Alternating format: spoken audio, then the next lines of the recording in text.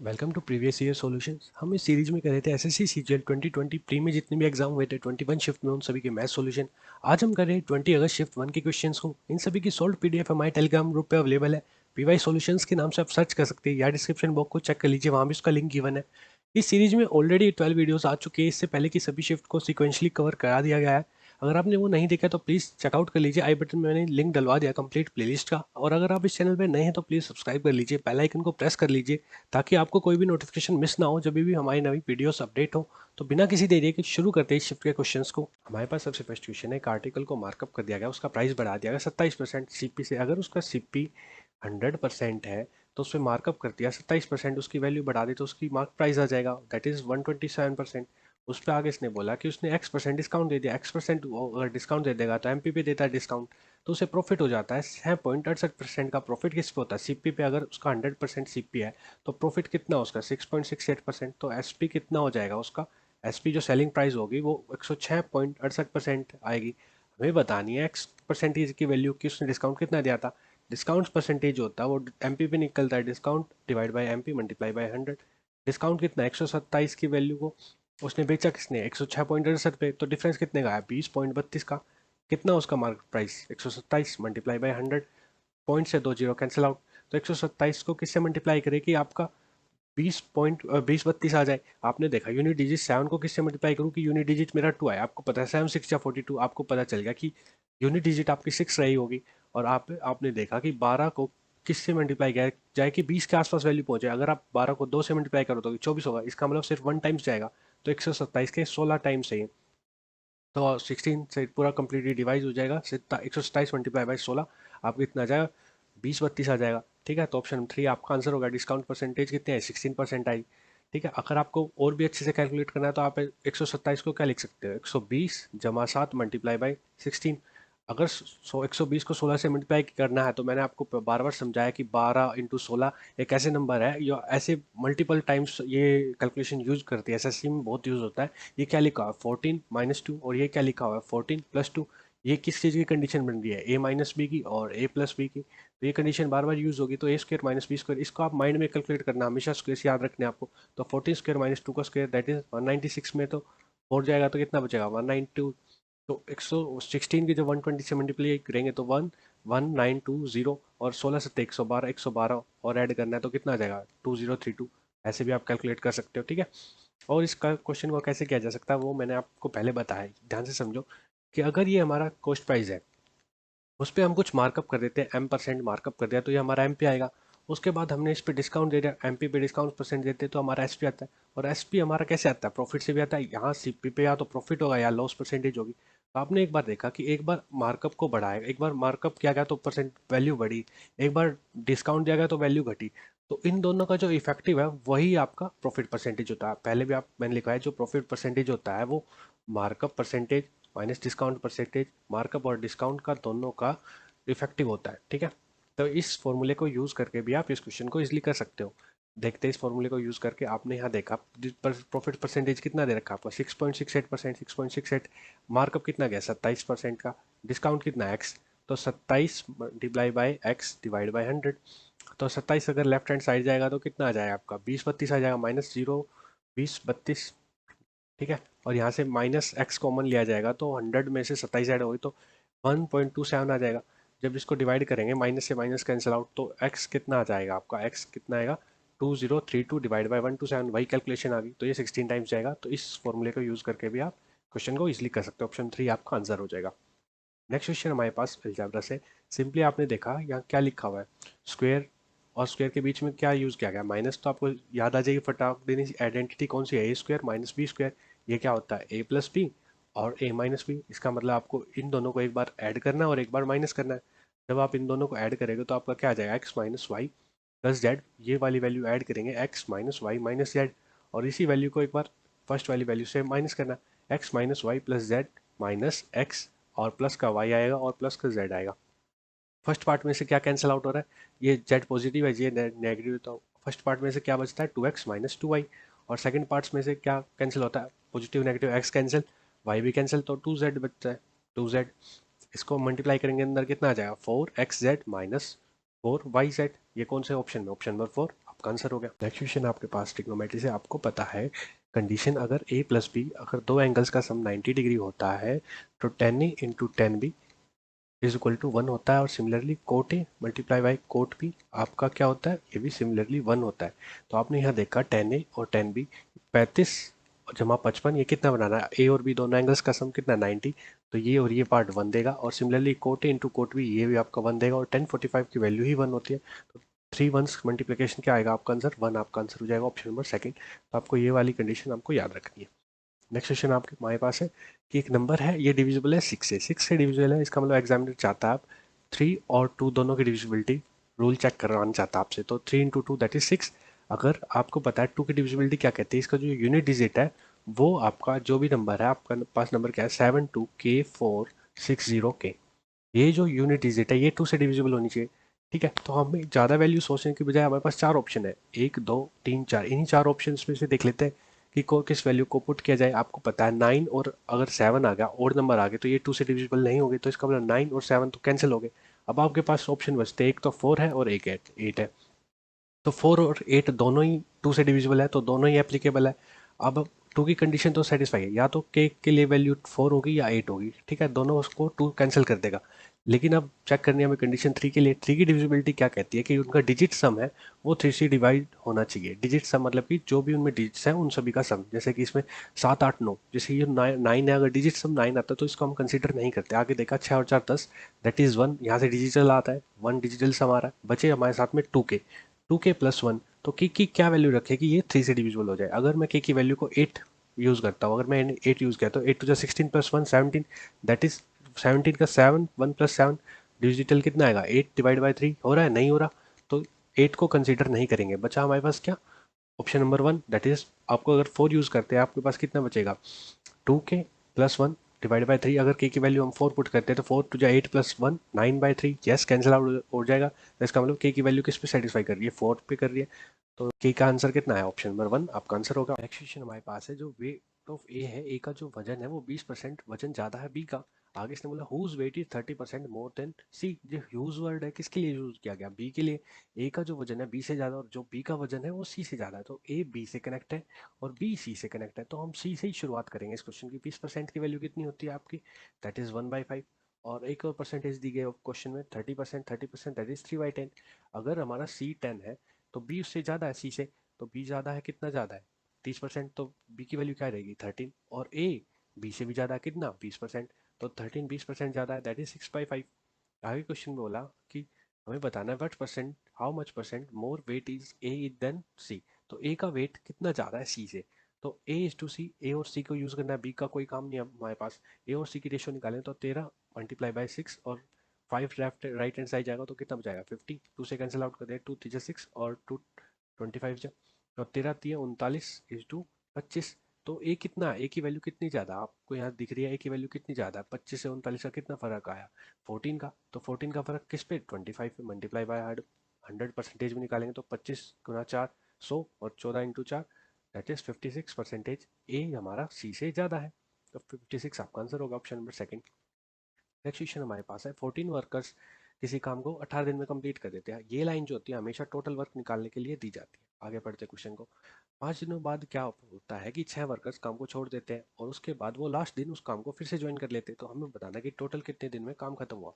तो आपको सबसे पहले पता चला फर्स्ट लाइन से टोटल वर्क जो है वो 14 वर्कर्स की अगर मैं एफिशिएंसी डब्ल्यू मान लेता हूँ वो कितने दिन में कंप्लीट करते हैं 18 डेज में।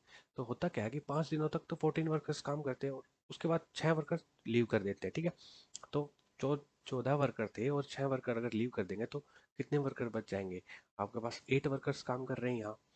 ठीक है, उस मान लो डायग्राम बना लेते हैं, अगर यहाँ से काम शुरू होता है उसके बाद 14 वर्कर 5 दिनों तक काम करते हैं, यहाँ पे 14 वर्कर्स है। उसके बाद 6 वर्कर छोड़ के चले गए तो 8 वर्कर कुछ लिमिटेड टाइम के लिए काम करेंगे। उसके बाद ये वाला लास्ट दिन है, ये वाला लास्ट दिन है, इस लास्ट दिन फिर से 14 वर्कर्स आ जाते हैं, तो एक दिन यहाँ काम हुआ। तो टोटल जो 14 वर्कर्स ने जो काम किया 5 दिन तो यहाँ काम किया, एक दिन यहाँ काम किया, तो टोटल 14 वर्कर्स ने 6 दिन काम किया। और बचा हुआ जो बीच में जो काम बचा हुआ था वो 8 वर्कर्स कर रहे थे। और कितने दिनों तक करे थे हमें नहीं दिया क्वेश्चन में, हमने मान लिया एक्स दिनों तक करे थे। तो टोटल काम कितना हुआ, टोटल वर्क हमारे पास ये है 14 multiply by W multiply by 18। आपको पता चल रहा है कि यहाँ से डब्ल्यू तीनों इक्वेशन में कॉमन आया तो डब्लू डब्लू डब्लू तीनों तरफ से कैंसिल हो जाएंगे इनके एफिशिएंसी। 8x किसके बराबर आएगा आपका 14 multiply by 18 minus 14 multiply by 6। यहाँ से 14 को कॉमन लेते हैं, अंदर क्या बचेगा 18 multi minus 6 that is 12। X क्या आ जाएगा आपका डिवाइड बाई 8, तो 4 टू जेड 4 टू जेड 12 और 2 7 जा 14। तो एक्स कितना आ गया आपका 21 डेज। हमें पता चल गया जो ये वर्कर्स थे 8 वर्कर्स थे, इन्होंने कितने दिन काम किया 21 दिन काम किया। हमें भी लेकिन बताना कि टोटल कितने आप 21 एक्स की वैल्यू 21 आते हैं आंसर मत लगा देना 21, हमें बताना है टोटल कितना टाइम लगा। तो आपने देखा कि 21 दिन तो यहाँ लगे थे, 5 पहले लगे थे, एक दिन बाद में लगा था, टोटल 21 जमा 6 दैट इज 27 दिन टोटल काम चला। ऑप्शन नंबर 4 आपका आंसर हो। नेक्स्ट क्वेश्चन हमारे पास है the average of square of 5 consecutive और नेचुरल नंबर। एक लाइन में 4-5 बातें बोल गई है। सबसे पहले बताना है हमें नेचुरल नंबर क्या होते हैं। नेचुरल नंबर क्या है जो भी काउंटिंग के लिए दैट इज 1 2 3 एक्सेट्रा। अगर हम इसको 0 से शुरू करेंगे ये होल नंबर कहलाएगा। आगे बोला ओड होनी चाहिए। ओड की क्या खासियत है, ओड नंबर्स की खासियत जैसे 3 है 5 है 7 है 9। ओड की खासियत ये है कि जो उनके बीच का जो डिफरेंस होता है, ये इनका बीच का जो डिफरेंस है 2 का मेंटेन रहता है हमेशा। 2 का इन दोनों सभी के बीच में डिफरेंस 2 का रहेगा। ठीक है, आगे इसने बोला उन सभी का स्क्वायर करो उनका एवरेज निकालो। तो इस क्वेश्चन को सॉल्व करना शुरू करते हैं, मैं एक बार क्लीन कर लेता हूँ। ठीक है, अगर मैंने मान लिया सबसे पहले नंबर में x है तो उसके बाद नेक्स्ट नंबर ओड होना चाहिए, मतलब 2 का गैप मेंटेन होगा x+2, उससे नेक्स्ट नंबर x+4। और ऐसे अगर मैं पीछे लेके जाऊँ तो x-2, इस और इसके बीच में 2 का गैप, ऐसे x-4। इन सभी का क्या करना है हमें स्क्वायर करना है। इन सभी का स्क्वायर करो और स्क्वायर करने के बाद इसने बोला कि इन सभी की एवरेज निकालो। एवरेज का मतलब इन सभी को ऐड करो। कितने नंबर है 5 नंबर है तो 5 से डिवाइड करेंगे। और ये क्वेश्चन में कितना गिवन है 233 गिवन है। अब मैंने ये पीछे क्यों ले गया आगे क्यों नहीं बढ़ाया, अब ये समझ लिया। सबसे पहले जब इस पार्ट को सॉल्व करेंगे तो क्या आएगा एक्स स्क्वायर प्लस में 16 और माइनस का 4 टू जा 8x।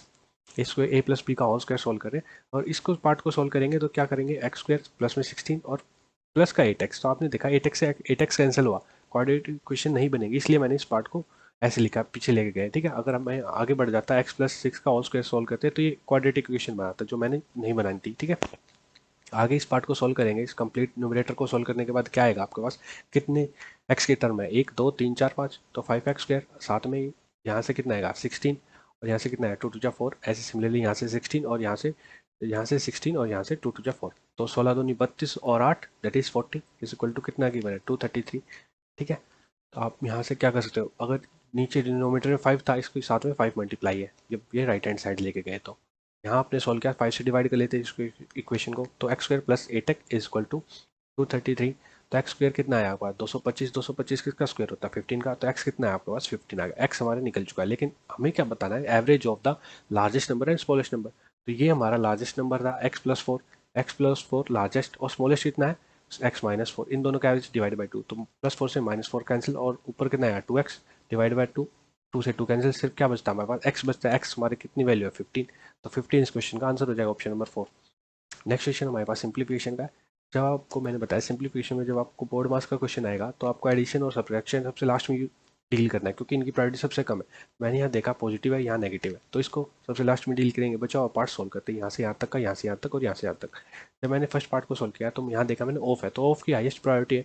तो सबसे पहले 3 3 24 डिवाइड बाई 9 6 54, आगे माइनस, आगे यहाँ के लिखा है 2 डिवाइड बाई 3 मल्टीप्लाई 5 में से 2 जाएगा 3 मल्टीप्लाई बाई 2, उसके बाद पॉजिटिव साइन 18 और 3 3 जा 9, ऑफ है तो पहले मल्टीप्लाई करेंगे डिवाइड बाई 3 3 जा 9, और जो कैंसिल आउट हो तो उसको कैंसिल कर देते हैं 9 2 जा 18, 3 से 3 और 6 4 जा 24, 6 9 जा 54, 4/9 माइनस 4 प्लस का 2। यहाँ से आपको पता चल रहा है कि 4/9 माइनस 2 आएगा, तो माइनस की वैल्यू आंसर आएगा, तो ये वाला पॉजिटिव तो आंसर होगा नहीं। और डिनोमिनेटर में 9 है तो ऑप्शन नंबर 3 में ही आपका 9 है। अगर आपको सोल्व करना है तो कितना आएगा 9 2 जा 18, 18 में से 4 जाएगा तो -14/9 दैट इज -1 5/9। आपका आंसर हो जाएगा ऑप्शन नंबर 3। नेक्स्ट क्वेश्चन हमारे पास है, ए एक आर्टिकल को बेचता है बी को और उससे मुनाफा होता है 25% का, और बी उसी आर्टिकल को सी को बेच देता है, उससे मुनाफा होता है 15% का। यहाँ हमारे पास ए, ये बी है और ये सी है।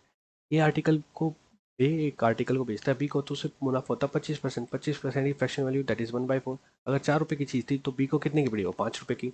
और ऐसे ही बी ने सी को बेचा तो कितने परसेंट का मुनाफा किया 15% का। तो 15% की फ्रैक्शन वैल्यू दैट इज 3/20।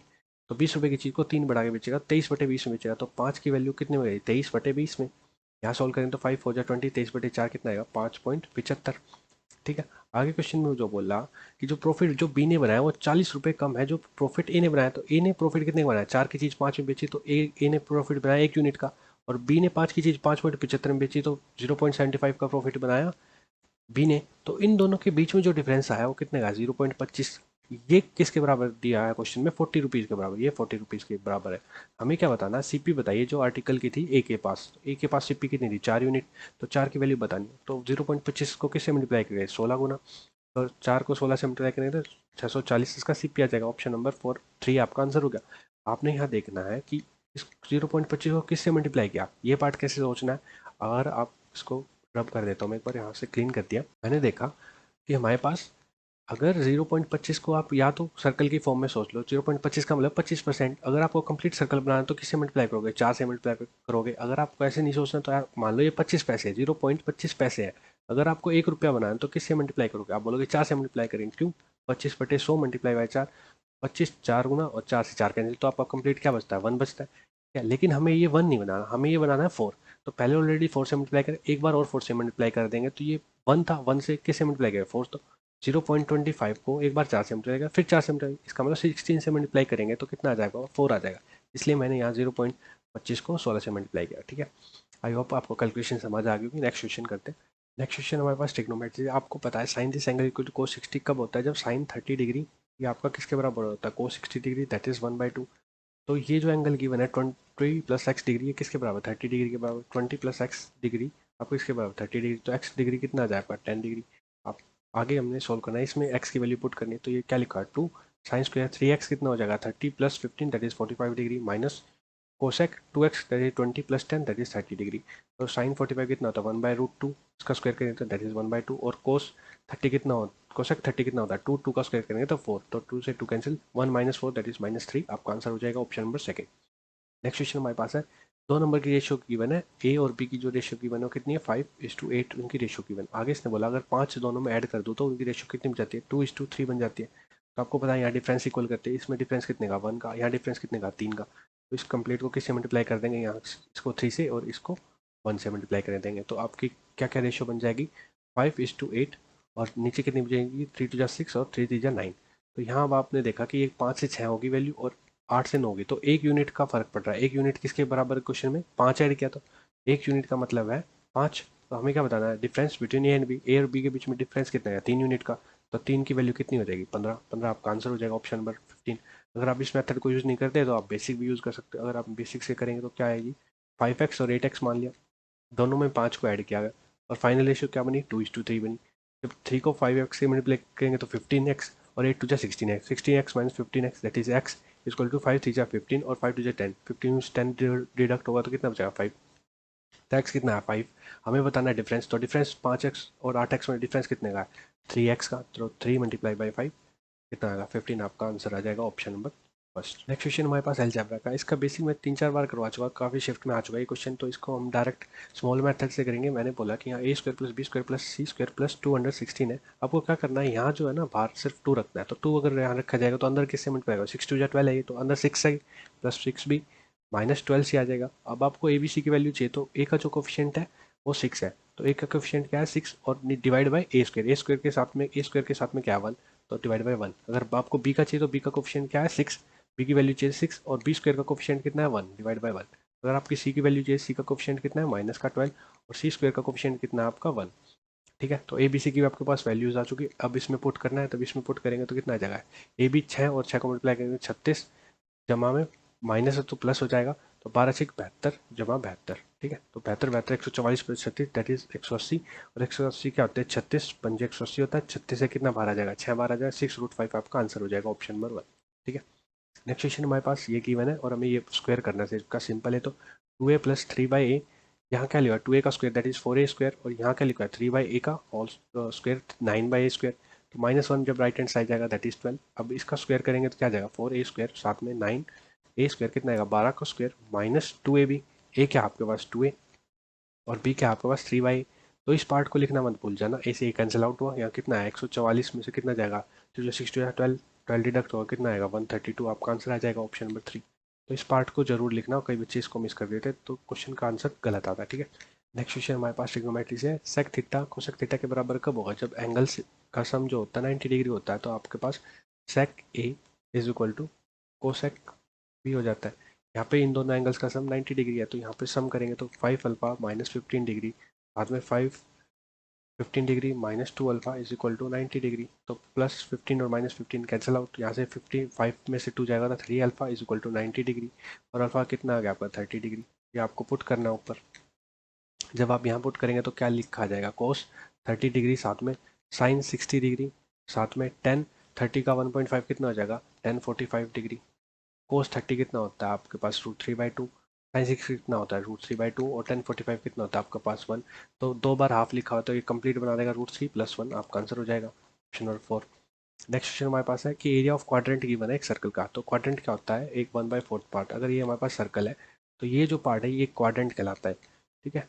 तो अगर कंप्लीट सर्कल का जो एरिया हो कितना होता है πr², तो ये क्या 1/4 पार्ट, तो 1/4 ये है एरिया ऑफ क्वाड्रेंट। कितना गिवन है आपको π/9, पाई से पाई कैंसिल तो r² कितना आ जाए आपके पास 4/9 और यहाँ से r कितना आ जाएगा 2/3, आपका r आ जाएगा ऑप्शन नंबर 4 आपका आंसर हो गया। नेक्स्ट क्वेश्चन हमारे पास है एक सर्कल है जिसमें कोड ए बी और सी डी आपस में इंटरसेक्ट करते हैं पॉइंट ई पे, और हमारे पास 3 साइड गिवन है और एक साइड बतानी है। तो एक फिगर ड्रॉ कर लेते हैं, हमारे पास ये फिगर है। तो कोड है ए बी और सी डी आपस में इंटरसेक्ट करते हैं पॉइंट ई पे। सी डी की वैल्यू कितनी गिवन है, कंप्लीट कोड 16 का है, ठीक है। सी डी की वैल्यू कितनी है 16, डी हमारे पास अगर यहाँ 6 है तो कंप्लीट 16 का, तो ये बचाओ पार्ट कितने का 10 का होगा। आगे इसने बोला ए ही है जो 12 है, ए ही हमारे पास 12 है और ये भी ये वाला जो पार्ट है वो x डिग्री माना गया। तो आपको पता है यहाँ पे A E multiply by E B is equal to C E multiply by E D, ये वाला फॉर्मूला यूज़ करते हैं। ऐसा ये फॉर्मूला आया कहाँ से वो अभी आपको बता दूंगा मैं, इसका प्रूफ भी। लेकिन ए कितना गिवन है 12 और ई बी हमारे पास x है, सी हमारे पास कितना है 10 और ई डी हमारे पास 6 है। तो x की वैल्यू कितनी आ जाएगी 12 पंजे 60, तो x कितना आएगा 5, आपका आंसर आएगा। और ये वाला पार्ट आता कहाँ से है आपको पता है, अगर आप दोनों इसको ज्वाइन कर लेते हैं। मैं इसको एक बार थोड़ा सा क्लीन आउट कर लेते हैं, प्रूफ करके दिखा देते ताकि आपको लंबे टाइम तक इस चीज़ को याद रखा जाए, ठीक है। जब हम इसको दोनों को ज्वाइन कर लेते हैं तो ये वाला एंगल इस वाले एंगल के बराबर और ये वाला जो एंगल है ये अल्फा मान लेते हैं, ये अल्फा एंगल इस अल्फा के बराबर, क्योंकि एक ही सेगमेंट से ड्रॉ किए गए बीसी से। और सिमिलरली आपका जो ये वाला एंगल बीटा एंगल है, ये वाला बीटा एंगल हो जाएगा एडी सेगमेंट से, दोनों को एंगल्स को ड्रॉ किया गया ऐसे, और angle in same segment equal होते हैं। तो आपको पता चल गया ये वाली जो ट्राइंगल है आपके पास, ये वाली ट्राइंगल इस वाली ट्राइंगल के सिमिलर हो जाएगी। और जब सिमिलरिटी कंडीशन यूज होगी तो मान लो यहाँ ए ही है, तो ए ही इस ट्रायंगल में ए इसके किसके बराबर है ईडी के बराबर, और इस ट्रायंगल में ये क्या है सी, तो इस वाली ट्रायंगल किसके बराबर है ई बी।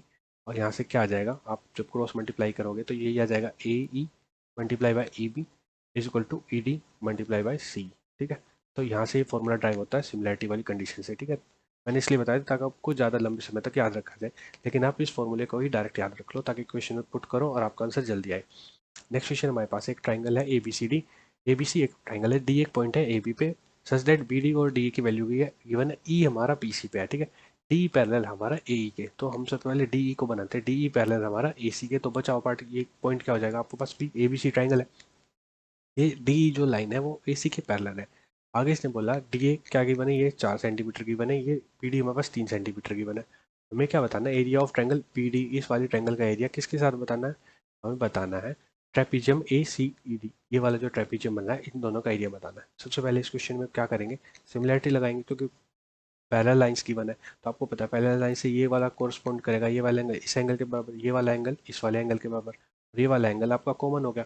तो आपको पता चल गया ये छोटी वाली ट्रायंगल है जो पी डी ई बड़ी वाली ट्रायंगल के सिमिलर है, ट्रायंगल बी ए सी के सिमिलर है। जब ये दोनों सिमिलर होगी तो जो उनका एरिया हो जाएगा, area of triangle B D उनकी साइड के स्क्वायर के बराबर हो जाता है। Area of triangle A B C कितना हो जाएगा, ए बी डी ट्रायंगल की साइड कितनी है 3, 3 का स्क्वायर दैट इज 9, और इस बड़ी वाली पूरी ट्रायंगल की साइड कितनी है 4 और 3 7, 7 का स्क्वायर दैट इज 49, ठीक है। लेकिन हमें ये फाइंड नहीं करना, हमें फाइंड करना है ट्रेपीजियम का। अगर यहाँ से पूरी कंप्लीट ट्रायंगल का जो एरिया आपके पास 49 है और आपके पास ये वाला सिर्फ छोटे वाला ट्रायंगल है, इसका एरिया कितना आपके पास 9 है, तो ये बचा हुआ पार्ट ये वाला पार्ट कितना हो जाएगा 49 में से 9 डिडक्ट करोगे दैट इज 40। तो आपके पास जो आपके पास ये क्या आ गया, triangle of B D E का जो एरिया है वो कितना है आपके पास 9, और ट्रेपीजियम का एरिया ए बी सी में जब हम बी डी को माइनस करेंगे इस complete triangle A B C में बी डी को माइनस किया तो कितना आएगा आपके पास, एरिया ऑफ ट्रेपीजियम बन जाएगा। ट्रेपीजियम कौन सा ए सी ई डी, इसका 49 में से 9 को डिडक्ट करेंगे तो कितना आएगा 9/40, आपका आंसर आ जाएगा ऑप्शन नंबर 4। नेक्स्ट क्वेश्चन हमारे पास है, कोई सम 3 सालों में 81,840 हो जाता है और 5 सालों में 92,400 हो जाता है। ये प्रिंसिपल है, 3 सालों में क्या हो जाता है ये 81,840 रुपये बन जाता है, और 5 सालों बाद ये क्या बन जाता है 92,400 रुपये बन जाता है। इसने बोला x% का, मैंने अगर इस पर सिंपल इंटरेस्ट लगाया, अगर मैं रेट इंटरेस्ट को x प्लस 2% बढ़ा दो तो कितने साल में पैसा डबल हो जाएगा। सबसे पहले तो हमने एक्स फाइंड करना है। एक्स क्या है हमारा, एक्स परसेंट क्या है हमारा, रेट परसेंट फाइंड करना है। रेट परसेंट कैसे निकलेगा, यहाँ से ये 3 साल था, ये कंप्लीट 5 साल है, 5 में से 3 जाएगा तो ये गैप कितने का आया, 2 साल का गैप आया। तो 2 साल में जो डिफरेंस आया रुपीज़ में वो कितने का आया आपके पास, 92,400 में से इक्यासी 840 माइनस करेंगे तो कितना आएगा, 10,560 रुपये आया। अगर मैं यहाँ से ये जो पार्ट है ये कितना है, ये सिंपल इंटरेस्ट है 3 साल का। अगर मेरे पास 2 साल का है तो अगर मैं 3 साल का यहाँ सिंपल इंटरेस्ट निकाल दूँ और ये अमाउंट है मेरा, और ये मेरा सिंपल इंटरेस्ट आ जाएगा 3 साल का।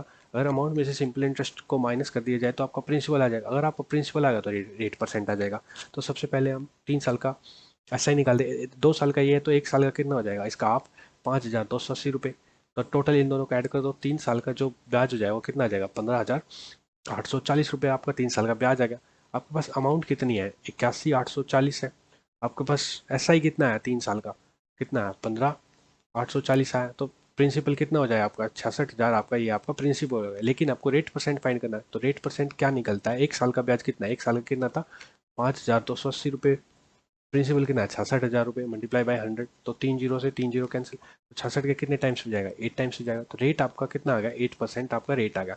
लेकिन क्वेश्चन आगे है अभी, अगर वो रेट परसेंट को x+2% कर देता, रेट को x+2 करेगा तो नया रेट कितने का आएगा उसका 10% का आया। तो इसने बोला कि वो पैसा कितने टाइम में डबल हो जाएगा। तो इस सभी को क्लीन कर देता हूँ मैं। हमारे पास रेट परसेंट आ चुका। अगर हमारे पास रेट परसेंट हमारा 10% है, मतलब कि 1 साल में 10% ब्याज मिलता है। अगर 1 साल में उसको 10% ब्याज मिलता है और वो चाहता है उसके अमाउंट डबल हो जाए, उसके पास जो पैसा वो डबल हो जाए। अगर 100 रुपये है तो वो चाहता है 200 रुपये हो जाए, तो उसके पास ब्याज कितने का है, ये ब्याज कितना है 100 रुपये का आया। मतलब अगर 1 साल में 10% ब्याज मिलता है तो 100% ब्याज चाहिए, तो 100% ब्याज के लिए किससे मल्टीप्लाई करें, 10 से। तो इस साइड भी किससे मल्टीप्लाई करें, 10 साल। तो 1 साल में 10% ब्याज मिलता है तो 10 सालों में 100% ब्याज मिलेगा। 100% ब्याज मिलने का मतलब है 100 रुपये की चीज़ 200 रुपये की हो जाएगी अगर उस पर 100 रुपये इंक्रीज कर दे, मतलब डबल होगी वो चीज़। तो इसका मतलब 10 साल आपका आंसर हो गया। ऑप्शन नंबर 3 आपका आंसर हो जाता है कि 10 साल में वो पैसा डबल हो जाएगा 10% रेट के हिसाब से। नेक्स्ट क्वेश्चन हमारे पास है, एक सर्कल है जिसका सेंटर ओ है, रेडियस दिया गया है 13 सेंटीमीटर, एक कोड है उसमें ए बी, और टेंजेंट ड्रॉ किए गए जो पी पॉइंट पे मिलते हैं। मैं फिगर ड्रॉ कर लेता हूँ सबसे पहले। ये मेरे पास फिगर आ गई। हमारे पास क्या है, ये कोड है ए और बी, इससे टेंजेंट ड्रॉ किए गए जो पॉइंट पी पे मिलते हैं। ठीक है, आगे इसने बोला जो रेडियस है वो 13 सेंटीमीटर, ये सेंटर ओ है। आगे बोलता है कि जो angle A P B angle है, ये वाला जो एंगल है वो 60 डिग्री है। आगे जो डिस्टेंस है ए बी का, जो डिस्टेंस है सेंटर से वो 5 सेंटीमीटर, यहाँ से यहाँ से का डिस्टेंस 5 सेंटीमीटर, आपको पता 90 डिग्री बनाता है। जब आप इस ट्रायंगल और बाइसेक्टर इस पॉइंट को ए बी सी पॉइंट दे देते हैं। आपको पता है इस ट्रायंगल की बात करता हूँ मैं, ए ओ सी ट्रायंगल में जो 90 डिग्री ही बन रहा है तो ट्रिपलेट बनेगा, 5 12 13 का ट्रिपलेट होता है। दो साइड आपकी 5 और 13 की, मतलब बची हुई साइड कितनी होगी, ये साइड ए सी कितना हो जाएगा आपका 12 हो जाएगा। ठीक है, और कंप्लीट ए बी कितना हो जाएगा, अगर ए सी पार्ट ये है, ए सी पार्ट 12, तो ए बी जो यहाँ से यहाँ तक का कंप्लीट पार्ट ए बी कितना हो जाएगा आपका 24। ठीक है, 24 सेंटीमीटर की साइड आ गई आपकी ए बी। आगे बोला है हमें साइड बतानी ए पी की, इस वाली साइड बतानी। आपको पता है ए पी किसके बराबर है आपके पास, ए बी के बराबर, क्योंकि इक्वल टेंजेंट्स होते हैं। अगर एक्स्ट्रा पॉइंट से टेंजेंट ड्रॉ करते हैं तो P A is equal to P B होता है। तो ये दोनों साइड बराबर है, तो ये वाले दोनों एंगल कितने के आ जाएंगे। अगर एक एंगल 60 का है तो ये दोनों साइड के बराबर इक्वल एंगल्स, तो बचे हुए एंगल ये भी 60 60 के। तो अगर ये कंप्लीट तीनों एंगल 60 60 के हो तो ए बी और पी ट्रायंगल कौन सी होगी, इक्विलेटरल ट्रायंगल होगी। इक्विलेटरल ट्रायंगल की प्रॉपर्टी क्या कहती है कि सारी साइड्स इक्वल होती है। जब हमारे पास एक ये वाली साइड, ये वाली ए बी साइड, ये हमारे पास 24 की आ गई, तो तीनों साइड ये भी ए पी भी 24 की आएगी और ये साइड भी 24 की होगी। अब कौन सी साइड पूछे, इसने पूछा ए पी बताओ, तो ए बी कितना है 24, आपका आंसर आ जाएगा option number second. Next question हमारे पास एक ट्रायंगल है एबीसी, कौन सी ट्रायंगल है, इक्विलेटरल ट्रायंगल है। उसमें 2 पॉइंट गिवन है डी और ई, दो साइड्स पे ए बी और ए सी साइड पे, सच दैट डी पैरेलल हमारा बी सी के और हाफ भी है बी सी के। इसका मतलब मिड पॉइंट है डी और ई। मैं फिगर ड्रॉ कर लेता हूँ। ये हमारे पास फिगर है, ट्रायंगल है हमारे पास ए बी सी, और डी और ई पॉइंट है, सच दैट डी जो है वो इस लाइन के पैरेलल है, किस लाइन के, बी सी के, और इसका हाफ है, हाफ भी है और पैरेलल भी है। तो इसका मतलब ये कौन से, डी और ई मिड पॉइंट्स है, D and E R mid points. ठीक है, आगे क्वेश्चन में बोला कि इसने ए डी ये वाला पार्ट और सी ये वाली साइड और साथ में बी सी ये वाली साइड, इन तीनों साइड्स का जब सम करता है कितना आता है 30 सेंटीमीटर। आपको पता है जब मिड पॉइंट है तो ई सी किसके बराबर हो जाएगा, बी डी के बराबर। तो यहाँ से आपको पता चला है ये वाली साइड और साथ में ये वाली साइड, इन दोनों साइड्स को ऐड करके वो 30 सेंटीमीटर आ रहा हो। इक्विलेटरल ट्रायंगल है तो तीनों साइड्स इक्वल होगी। जब दो साइड्स का सम, तो इस वाली साइड और इस वाली साइड का सम 30 है, तो दोनों साइड कितनी कितनी की रहेगी, 15 15 की, क्योंकि इक्विलेटरल ट्रायंगल थर्ड साइड भी कितने की रहेगी 15 की। और ये डी किसका हाफ है पीसी का, तो ये कंप्लीट 15 के, तो ये कितनी होगी 7.5। और हमें क्या बताना है, नीचे जो क्वाड्रिलेटर है, ये वाला जो क्वाड्रिलेटर जो मैंने ब्लैक मार्क कर दिया, इसका पेरीमीटर बताना है। तो ये साइड भी 7.5 की होगी और ये साइड भी 7.5 की होगी, मिड पॉइंट आए तो तीन साइड तो 7.5 की होगी, एक 15 की होगी, तो इन सभी को ऐड करें तो 15 + 3 × 7.5, तो कितना आ जाए आपका 37.5, आपका आंसर हो जाएगा ऑप्शन नंबर 3। नेक्स्ट क्वेश्चन हमारे पास है, ए 2 घंटे ज़्यादा लेता है बी से डिस्टेंस 40 किलोमीटर को पार करने के लिए। डिस्टेंस हमारा कितना है 40 किलोमीटर।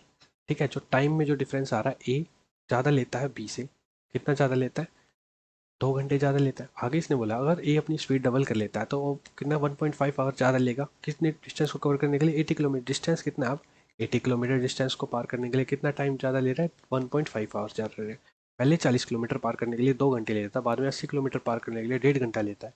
तो पहले वाले डिस्टेंस को भी इक्वल कर लेते हैं, डिस्टेंस कॉन्स्टेंट करते हैं। अगर डिस्टेंस 80 किलोमीटर करता हूँ तो टाइम में भी जो डिफरेंस है वो 4 घंटे हो जाएगा। पहले 2 घंटे ज़्यादा लेता था 40 किलोमीटर पार करने के लिए, अब 80 किलोमीटर पार करने के लिए 4 घंटे भी लेगा।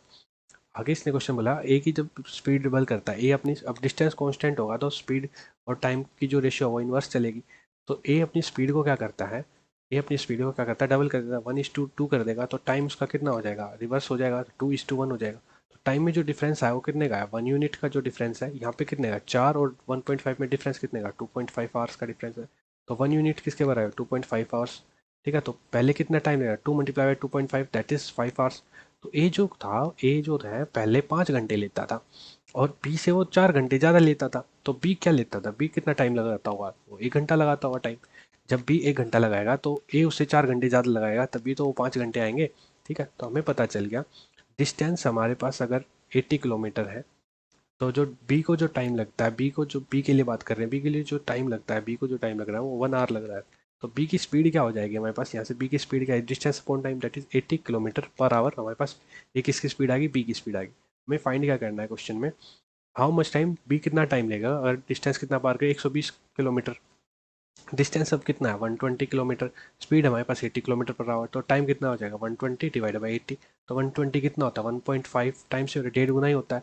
180 को क्या लिख सकते हो, 120 को क्या लिख सकते हो 80 जमा 80 का हाफ कितना 40, तो 1.5 1.5 इतना टाइम लेगा। तो ऑप्शन नंबर 4 आपका आंसर हो गया। नेक्स्ट क्वेश्चन हमारे पास DI से हमें बताना है कौन से ऑर्गेनाइजेशन में जो डिफरेंस है नंबर ऑफ मेल्स का किसके साथ कंपेयर करें एवरेज नंबर ऑफ फीमेल्स का, कम से कम है इन दोनों के बीच का डिफरेंस जो आया है वो हमारा मिनिमम होना चाहिए। तो सबसे पहले हमारे पास क्या फाइंड करना है, average number of female. Average number of female करेंगे तो ऐड करना पड़ेगा, 3 × 2 5 6 7 8 9 और 1 10, तो 1000 तो यह है, साथ में 75 और 25 100 बनाएंगे और साथ में 50 और 150 और एक्स्ट्रा आया तो 1150। एवरेज निकाल तो 5 से डिवाइड कितना आएगा 230। अब 230 को कंपेयर करना है मेल्स के साथ, तो मेल्स कौन कौन से है 250 225 325 और 275 और 150। तो इन सभी को जब हम कंपेयर करें 230 के साथ तो किसका डिफरेंस सबसे कम आएगा, तो आपको पता चल रहा है 225 एक ऐसी वैल्यू है जो 230 के साथ डिफरेंस 5 का ही है, सबसे मिनिमम है।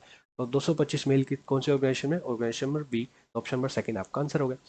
नेक्स्ट क्वेश्चन हमारे पास है, हमें बताना है कि रेशो बतानी है नंबर ऑफ एम्प्लॉय जो 200 से ज़्यादा लेकिन 400 से कम रुपीज़ कमाते हैं। 200 से ज़्यादा और 400 से कम तो कौन कौन से, 5 × 9 दैट इज़ 14।